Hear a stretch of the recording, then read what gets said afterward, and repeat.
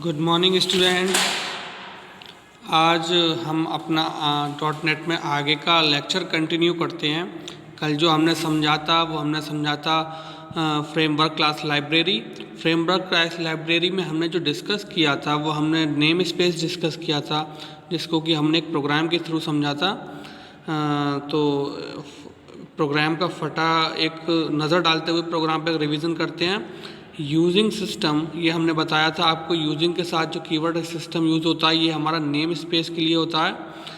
Name space console application, यहाँ पर हम कंसोल एप्लीकेशन के लिए नेम स्पेस को, जो नेम स्पेस है हमारा सिस्टम, वहाँ पर हम जो सिस्टम यूज़ होता है वो हमारे इनपुट आउटपुट फंक्शन के लिए यूज़ होता है। यानी कि हम कंसोल स्क्रीन पर कुछ प्रिंट करा रहे हैं, उसके लिए हमारा सिस्टम नेम स्पेस यूज़ होता है as like a library file. Then यहाँ पर हमने क्लास क्रिएट की है प्रोग्राम के नाम से। देन उसके आगे हम बढ़ते हैं तो हमारी मेन बॉडी स्टार्ट होती है। जैसे कि हम C और C++ में देखते थे, जो हमारा प्रोग्राम स्टार्ट होता था वह हमारा मेन बॉडी से स्टार्ट होता था। इसी तरीके से यहाँ पर हमने स्टैटिक वॉइड मेन यानी कि एक्सेस आइडेंटिफायर के साथ हमने यहाँ पर मेन फंक्शन को से एंट्री प्रोग्राम की शुरू की है। उसके बाद हम देखते हैं यहाँ पर कंसोल डॉट राइट लाइन।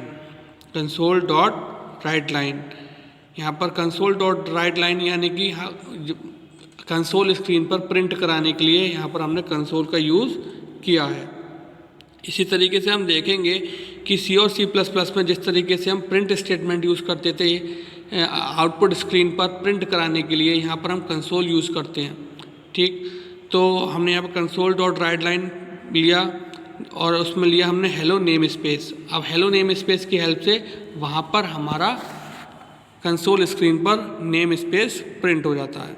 अब बात करते हैं इसके आगे की पोर्शन की, जो उसमें हम देखते हैं, जो कि हम आगे पीछे हम फ्रेमवर्क में डिस्कस कर चुके हैं कि .NET support varieties of languages, यानी कि .NET जो है वो हमारा काफ़ी लैंग्वेजेस को सपोर्ट करता है। There are many languages like Python, J#, C#, .NET, ASP.NET and so on. काफ़ी लैंग्वेजेस हैं हमारी जिसको हमारा .NET सपोर्ट करता है। तो the application that can be built in .NET framework is classified broadly into following categories. यानी कि जो हमारा एप्लीकेशन हम .NET में क्रिएट करते हैं that can be built in .NET framework, ठीक, वह हमारा .NET फ्रेमवर्क में क्लासिफाइड ब्रॉडली यानी कि काफ़ी ब्रीफली हमारा उस चीज़ को डिस्कस किया गया है। फर्स्टली हम देखते हैं कि हमारा जो आता है वो हमारा आता है WinForms। WinForms में क्या होता है, this is used for developing form based application. यहाँ पर हम फॉर्म बेस्ड एप्लीकेशंस को क्रिएट करते हैं या डेवलप करते हैं। सॉफ्टवेयर की फील्ड में हम डेवलप करते हैं।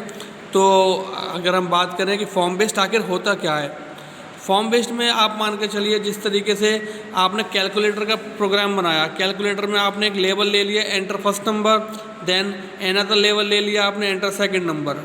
एंटर फर्स्ट नंबर के आगे आपने क्या करा, एक टेक्स्ट बॉक्स क्रिएट कर दिया, ठीक है। और नेक्स्ट में आपने क्या करा, नेक्स्ट नंबर के लिए आपने एक टेक्स्ट बॉक्स क्रिएट कर दिया, यानी कि फर्स्ट नंबर और सेकंड नंबर दोनों के लिए आपने एक टेक्स्ट बॉक्स दे दिया वहाँ पर। तो ये हमारा फॉर्म बेस्ड एप्लीकेशंस होती हैं।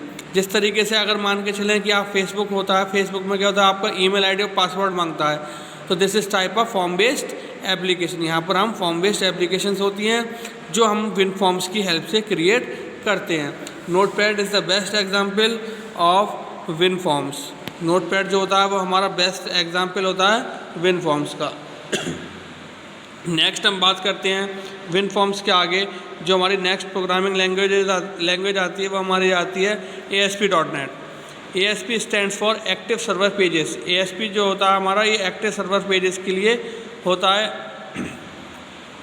.NET stands for network enable technology. Network enable technology, this is used for developing web-based applications which are made to run on any browser such as Internet Explorer, Google Chrome और Firefox। यानी कि ASP.NET जो होता है हमारा ये web based application को develop करने के लिए यूज़ किया जाता है। Which are made to run on any browser. ये जब बनाते हैं हम तो इसको हमारा एक्सेस कराना या इसको रन कराना, एग्जीक्यूट कराना with the help of internet explorer, यानी कि हम इंटरनेट एक्सप्लोरर यानी कि हमारे वेब ब्राउज़र्स जो होते हैं, हम वेब ब्राउज़र्स की हेल्प से इसको इजीली एग्जीक्यूट करा सकते हैं। Then the web based applications, ASP.NET में हम आगे डिस्कस कर रहे हैं। The web based application would be processed on a server which would have a internet information services installed, यानी कि वेब बेस्ड हमारी एप्लीकेशंस जो होती हैं वह प्रोसेस्ड होती हैं सर्वर पर, यानी कि यहाँ पर हमारा सर्वर पर ये प्रोसेस्ड होती हैं। विच would have internet information services install, यानी कि सर्वर के पास कैपेबिलिटी होनी चाहिए कि उसके पास सारी इंटरनेट की इंफॉर्मेशन से रिलेटेड जितनी भी सर्विसेज हैं वो इसके पास इंस्टॉल होनी चाहिए। इंटरनेट इंफॉर्मेशन सर्विसेज और IIS is a Microsoft component which is used to execute on ASP.NET application। IIS जो होता है हमारा इंटरनेट इंफॉर्मेशन सर्विसेज, ये माइक्रोसॉफ्ट का एक कंपोनेंट होता है जो कि ASP.NET की एप्लीकेशंस को एग्जीक्यूट कराने के लिए यूज़र की हेल्प करता है। The result of the execution is then send to the client machine. अब इसका जो रिज़ल्ट होता है एग्जीक्यूशन का वह क्लाइंट मशीन पर सेंड किया जाता है and the output is shown in the browser. और आफ्टर ऑल जब इसका रिज़ल्ट जो है वो यूज़र के पास, क्लाइंट के पास भेजा जाता है तो इसका रिज़ल्ट हम जो सर्वर है वह ब्राउज़र की हेल्प से चेक करता है। Then ADO.NET, ADO.NET active data object. Active data object ये हमारा जो होता है ये डेटाबेस कनेक्टिविटी या डेटाबेस से डेटा को फैच करने के लिए सर्वर इस्तेमाल करता है। अब इसमें जो हमारा ADO.NET का टास्क होता है वो जनरली देखा जाए तो डेटाबेस कनेक्टिविटी या डेटाबेस से डेटा को फैच करने के लिए यूज़ किया जाता है। तो ये हमारा जो था ये CLR के पॉइंट्स थे कुछ, जो उसमें कि हमने ब्रीफली डिस्कस किया कि हमारी लैंग्वेजेस क्या होती हैं, कौन कौन सी हम लैंग्वेजेस यूज़ करते हैं, जैसे कि WinForms है हमारा, ASP.NET है और ADO.NET है। आगे हम ब्रीफली डिस्कस करते हैं आर्किटेक्चर ऑफ CLR, यानी कि CLR का आर्किटेक्चर। CLR का आर्किटेक्चर की अगर हम बात करें तो CLR को हम बोलते हैं common language run time. Common language run time. अब इसमें हम बात करें तो there are various programming languages which is support by the .NET framework, यानी कि CLR के द्वारा, .NEट फ्रेमवर्क में CLR के द्वारा काफ़ी प्रोग्रामिंग लैंग्वेजेस होती हैं जिनको वह सपोर्ट करता है या जिस पे एप्लीकेशन या प्रोग्राम्स को डेवलप किया जाता है, जैसे कि C#.NET, visual basic .NET, VC++.NET, other languages source code. Source code का मतलब है प्रोग्रामिंग लैंग्वेजेस में लिखे हुए instructions. Then these are the exe files। exe files is used for installation process of any particular programming platform, यानी कि किसी भी प्लेटफॉर्म को इंस्टॉल करने के लिए जिस पर हम प्रोग्राम को एग्जीक्यूट कराते हैं वहाँ पर हम exe फाइल का यूज़ करते हैं। इसको हम बोलते हैं एक्सटेंशन फाइल्स। देन C# के लिए CSC.exe एक्सटेंशन फाइल होती है। VB.NET के लिए VBC.exe एक्सटेंशन फाइल होती है। देन VC++.NET सोर्स कोड के लिए CLI.exe हमारी एक्सटेंशन फाइल होती है। और अदर प्रोग्रामिंग लैंग्वेज के लिए हमारे अदर प्रोग्रामिंग जो रेस्पेक्टिव लैंग्वेज से रिलेटेड कंपाइलर होते हैं उनकी exe फाइल होती हैं। देन इंटरमीडिएट लैंग्वेज कोड और MSIL code. Intermediate language code और Microsoft intermediate language code assembly in .dil और .exe फॉर्मेट।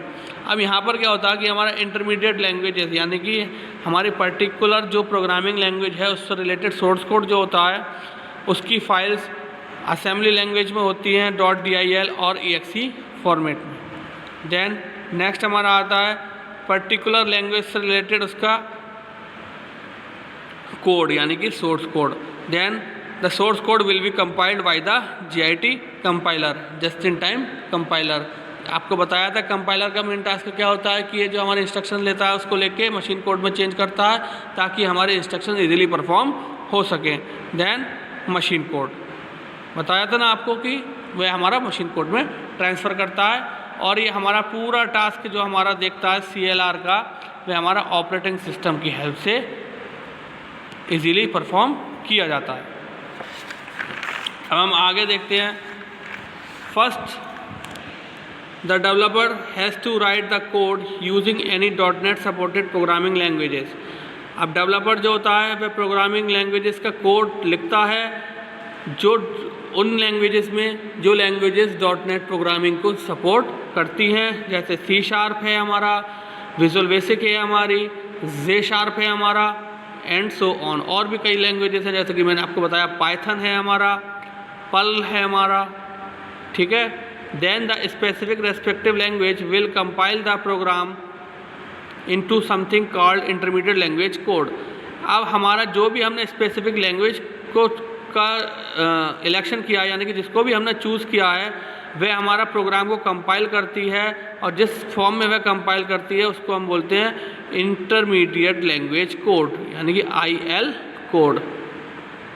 अब हम इसके एग्जाम्पल को डिस्कस करते हैं। If the programming language is C#, then the compiler is CSC।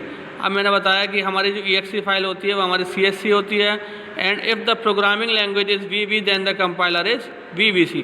अब C# का हमारा क्या होता है, EXE फाइल CSC होती है, विजुअल बेसिक की हमारी जो एक्सटेंशन फाइल होती है वो VBC होती है। The intermediate language code is half compiled and partially compiled.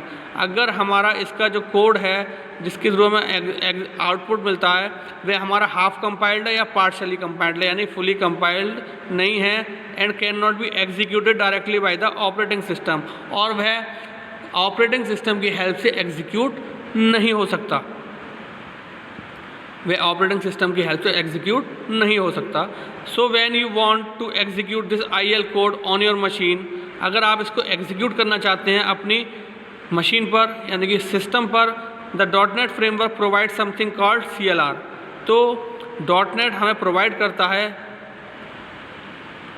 एक हेल्प जिसको हम CLR बोलते हैं, विच टेक्स द रिस्पॉन्सिबिलिटी। और हमारी जो CLR होता है ये .NET फ्रेमवर्क का मेन पार्ट होता है जो कि एक रिस्पॉन्सिबिलिटी लेता है कि वह IL कोड यानी कि इंटरमीडिएट लैंग्वेज कोड को किस तरीके से एग्जीक्यूट कराए। The CLR takes the intermediate language code and given it something to the JIT compiler. और वह क्या करता है, इस कोड को लेता है जो कि हमारा पार्शली या हाफ कंपाइल्ड कोड है, वह उसको JIT कंपाइलर के पास सेंड कर देता है। द JIT कंपाइलर टेक्स, अब JIT कंपाइलर का जो टास्क होता है वह क्या करता है, ये इस इंटरमीडिएट कोड को लेता है और उसको रीड करता है एवरी लाइन। जैसे F7 में होता है हमारे प्रोग्रामिंग लैंग्वेजेस में, अगर हम देखें तो C और C++ में क्या होता था, F7 की हेल्प से हम लाइन बाई लाइन प्रोग्राम को ट्रेस करते थे। एज लाइक हमारे यहाँ पर जो JIT कंपाइलर होता है वह लाइन बाई लाइन प्रोग्राम को रीड करता है और उसको मशीन स्पेसिफिक इंस्ट्रक्शन यानी कि मशीन कोड में चेंज करता है, और after reading and satisfying it will be executed by the underlying operating system. और फिर वह ऑपरेटिंग सिस्टम की हेल्प से रन और एग्जीक्यूट इजीली हो जाता है। आई होप आपको CLR का आर्किटेक्चर इजीली समझ में आया होगा। बाकी का लेक्चर कल डिस्कस करेंगे जिसमें हम समझेंगे कि .NET क्या होता है और उसमें कौन कौन से एडिशन यूज़ होते हैं। Okay, thank you very much, have a nice day.